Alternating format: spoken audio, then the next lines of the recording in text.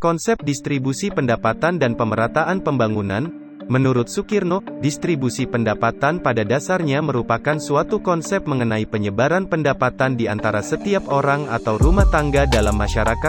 Konsep pengukuran distribusi pendapatan dapat ditunjukkan oleh dua konsep pokok, yaitu konsep ketimpangan absolut dan konsep ketimpangan relatif. Distribusi pendapatan merupakan salah satu indikator pemerataan. Tolok ukur untuk menilai kemerataan distribusi terdapat 3 tolok ukur yang lazim digunakan, yaitu kurva Lorenz, indeks atau rasio Gini, dan kriteria Bank Dunia. Kurva Lorenz menggambarkan distribusi kumulatif pendapatan nasional di kalangan lapisan penduduk, secara kumulatif pula.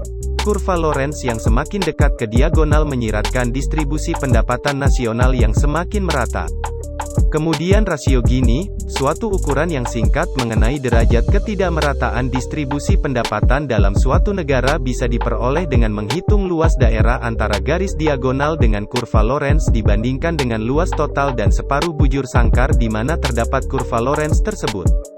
Dan kriteria Bank Dunia, kriteria ketidakmerataan versi Bank Dunia didasarkan atas porsi pendapatan nasional yang dinikmati oleh 3 lapisan penduduk, yakni 40% penduduk berpendapatan terendah, 40% penduduk berpendapatan menengah, serta 20% penduduk berpendapatan tertinggi. Ketidakmerataan distribusi pendapatan dan pemerataan pembangunan. Penghapusan kemiskinan dan berkembangnya ketidakmerataan distribusi pendapatan merupakan inti permasalahan pembangunan.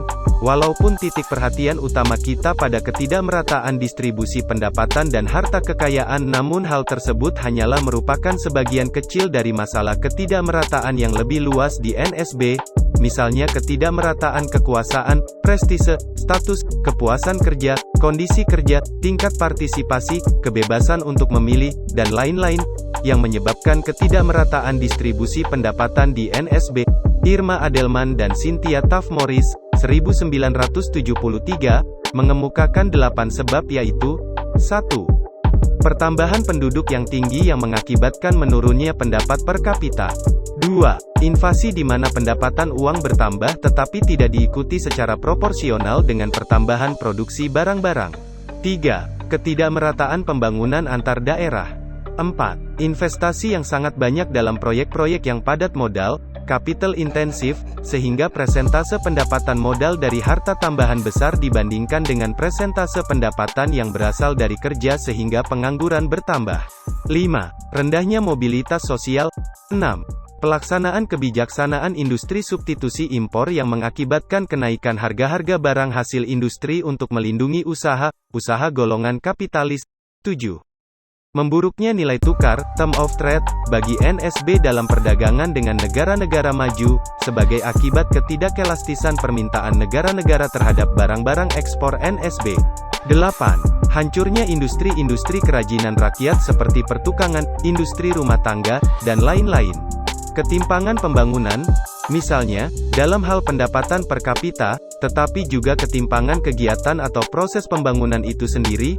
Bermunculannya kawasan-kawasan kumuh di tengah beberapa kota besar, serta hadirnya kantong-kantong pemukiman mewah di tepian kota atau bahkan di daerah pedesaan, adalah satu bukti nyata ketimpangan yang berlangsung dapat kita saksikan dan rasakan.